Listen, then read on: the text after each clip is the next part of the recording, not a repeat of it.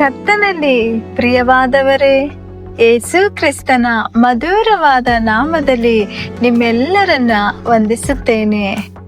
ಈ ದಿನದ ದೇವರ ವಾಕ್ಯದ ಭಾಗ 2 ಕೊರಿಂಥದವರಿಗೆ 5ನೇ ಅಧ್ಯಾಯ 14ನೇ ವಚನ.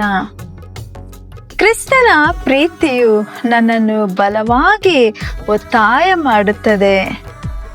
ಪ್ರಿಯರೇ, ಒಬ್ಬ ಶ್ರೇಷ್ಠ ದೇವರ ಸೇವಕರನ್ನ ನೋಡಿ ನಿಮ್ಮ ಪ್ರಸಂಗವನ್ನ ಕೇಳಿ ಅನೇಕ ಜನರು ರಕ್ಷಣೆ ಹೊಂದುತ್ತಿದ್ದಾರೆ, ತಮ್ಮ ಪಾಪಗಳನ್ನು ಬಿಟ್ಟು ಮನ ತಿರುಗುತ್ತಿದ್ದಾರೆ. ಇಷ್ಟೊಂದು ಅಪಾರ ಜನ ಸಮೂಹವು ನಿಮ್ಮ ಸಭೆಗಳಿಗೆ ಬರಲು ಕಾರಣವೇನು ಎಂದು ಕೇಳಿದಾಗ ಅವರು ಹೀಗೆ ಹೇಳಿದರು: ಕ್ರಿಸ್ತನ ಪ್ರೀತಿಯು ನನ್ನನ್ನು ಬಲವಾಗಿ ಪ್ರೇರೇಪಿಸುತ್ತಿದೆ. ಅನೇಕ ಸೇವಕರು ಕರ್ತನನ್ನು ಕಠಿಣವಾಗಿ ಪ್ರತಿಬಿಂಬಿಸುತ್ತಿದ್ದಾರೆ. ಆತನು ನ್ಯಾಯ ತೀರಿಸುವವನು ಎಂದು, ಆತನು ಬರುವಾಗ ಈ ಲೋಕವು ನಾಶವಾಗಿ ಹೋಗುತ್ತದೆ ಎಂದು ಆತನ ಕುರಿತು ತಪ್ಪಾಗಿ ಹೇಳುತ್ತಿದ್ದಾರೆ.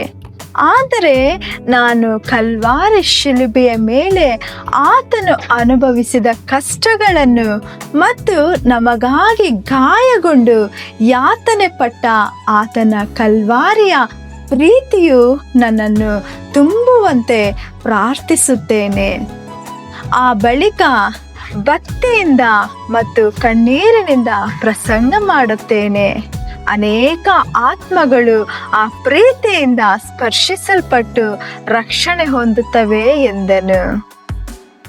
ದೇವರ ಪ್ರೀತಿಯನ್ನು ಅನುಭವಿಸಿದವರು ತಮ್ಮ ಜೀವಿತ ಕಾಲವೆಲ್ಲವೂ ಆತನ ಪ್ರೀತಿಯ ಬಗ್ಗೆಯೂ ಮಾತನಾಡಲು ಬಯಸುತ್ತಾರೆ. ದೇವರ ಪ್ರೀತಿಗಿಂತ ಇತರರೊಂದಿಗೆ ಹಂಚಿಕೊಳ್ಳಬಹುದಾದ ಶ್ರೇಷ್ಠವಾದ ವಿಷಯ ಬೇರೊಂದಿಲ್ಲ.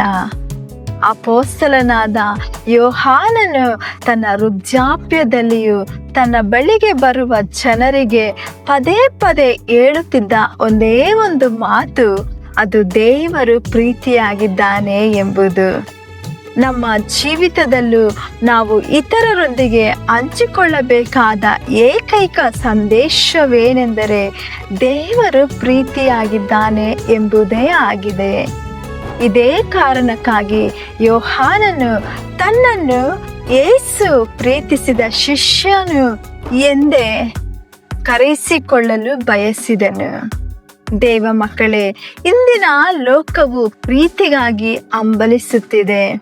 ಆದ್ದರಿಂದ ಕರ್ತನು ನಿಮ್ಮನ್ನು ಪ್ರೀತಿಸುತ್ತಾರೆ ಎಂದು ಎಲ್ಲರಿಗೂ ಹೇಳಿರಿ. ಅನಾಥರನ್ನು ನೋಡಿ, ಕಾಯಿಲೆಯಲ್ಲಿ ಬಳಲುತ್ತಿರುವವರನ್ನು ನೋಡಿ, ಹಾಗೂ ಚಿಂತೆ ಮತ್ತು ಕಣ್ಣೀರಿನಿಂದ ತುಂಬಿರುವ ಜನರನ್ನು ನೋಡಿ ಕರ್ತನು ನಿಮ್ಮನ್ನು ಪ್ರೀತಿಸುತ್ತಾನೆ ಎಂದು ಧೈರ್ಯವನ್ನ ಹೇಳಿರಿ. ಹಾಗಾಗುವಂತೆ ದೇವರು ನಿಮ್ಮನ್ನು ಅಧಿಕವಾಗಿ ಆಶೀರ್ವದಿಸಿರಿ. ಆತನು ಸಂತೋಷವಾಗಿ ನಿಮ್ಮನ್ನು ಕೂಡ ಸಂತೋಷಪಡಿಸುವವನಾಗಿದ್ದಾನೆ. ಆದುದರಿಂದ ದೇವರು ತಾನೇ ನಿಮ್ಮನ್ನು ಆಶೀರ್ವದಿಸಿ ಆತನ ಪ್ರೀತಿಯಲ್ಲಿಯೇ ನಿಮ್ಮನ್ನು ನಡೆಸಲಿ. ಆಮೇನ್. God bless you.